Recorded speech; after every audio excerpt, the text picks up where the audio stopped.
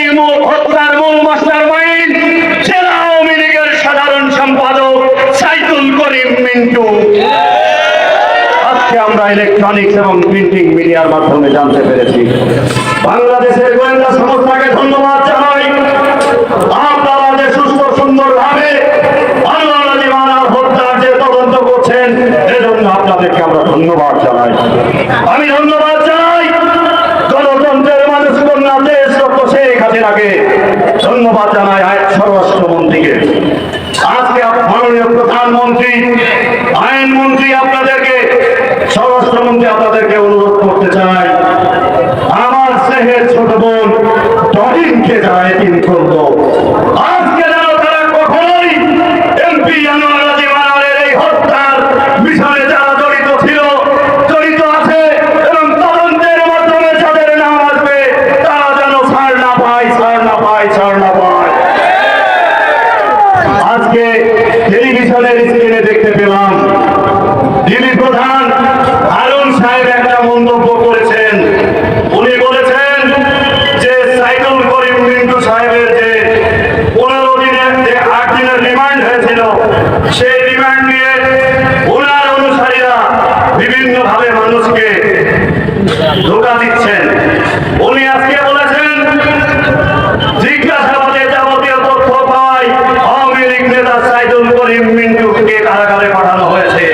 কোন চাপের কারণে নয়, প্রয়োজনে তাকে আবারও রিমান্ডে এনে জিজ্ঞাসাবাদ করা হবে। টেলিভিশনের স্ক্রিনে আপনারা দেখতে পাবেন, হেডলাইনে আছে মিন্টু সাহেবের অনুসারীরা, কালীগঞ্জের ধোঁকাবাজ বেঈমানেরা এই রিমান্ড 3 দিন হওয়ার পরে তাকে কারাগারে পাঠানোর পরে মিষ্টি বিতরণ করেছেন। আপনাদেরকে ধিক্কার জানাই। আপনাদের কালীগঞ্জের যারা আজকে রঙিন স্বপ্ন দেখছেন, আপনাদেরকে বলতে চাই, ঈদুল ফিতরের যে নামাজ হচ্ছে, ঈদ গেল, সেই ঈদে তো কেউ কালীগঞ্জবাসীকে শুভেচ্ছা জানাননি, তাহলে কেন ঈদুল আজহার সময় রঙিন রঙিন পোস্টারে আপনারা ছবি দিয়ে কালীগঞ্জের মানুষকে শুভেচ্ছা জানাচ্ছেন? আপনাদের নিয়ত ঠিক নেই। আজকে আনার সাহেব নেই, তাই আনা মনে করেছেন আনার সাহেবের ফাঁকা মাঠে গোল দেবেন। আপনাদেরকে সাবধান করে দিচ্ছি, এমপি আনোয়ার আলী মানার সাহেবের রক্তের পরে দাঁড়িয়ে কোন বেঈমান আওয়ামী লীগ থেকে বিতাড়িত কোন শয়তান আমরা কালীগঞ্জের মসজিদে বসতে দেব না। প্রিয় নেত্রী, আপনার কাছে বিনয়ের সাথে আহ্বান করে গেলাম, এমপি আনোয়ার আলী মানার সাহেবের কন্যা টরিন এতিম হয়ে গেছে। বাবা হারানোর কি যন্ত্রণা আপনি নিজেও জানেন। আজকে এই এতিম মেয়ের পাশে অভিভাবক আপনি ছাড়া আর কেউ নেই। আপনার কাছে অনুরোধ করি, আপনার কাছে আমরা অনুনয় করি, টরিনকে আপনি ফেলে দেবেন না, টরিনকে আপনি সাথে রাখবেন। আজকের এই প্রোগ্রাম ইলেকট্রনিক্স মিডিয়া এবং প্রিন্টিং মিডিয়ার সাংবাদিকদের অনুরোধ করব, আপনারা এমন ভাবে প্রচার করবেন যেন মাননীয় প্রধানমন্ত্রী দেশরত্ন শেখ হাসিনা যেন দেখতে পারে যে কালীগঞ্জ উপজেলা আওয়ামী লীগ এমপি আনোয়ার আলী মানারের সাথে ছিল, আজকে এমপি আনোয়ার আলী মানারের কন্যা টরিনের সাথে আছে। আজকে প্রচার করবেন।